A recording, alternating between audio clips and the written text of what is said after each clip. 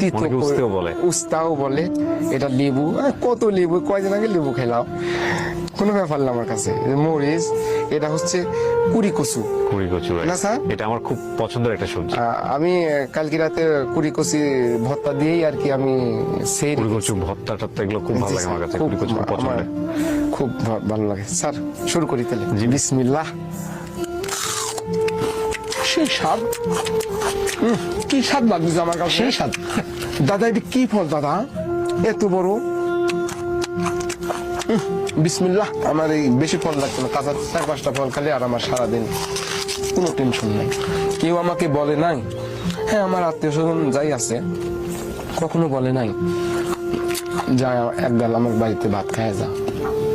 এখন পেটের ক্ষুধায় আমি কি করব, আমি কি করব স্যার? ওই টাইমে আমি এগুলা বেছে নিয়েছিলাম।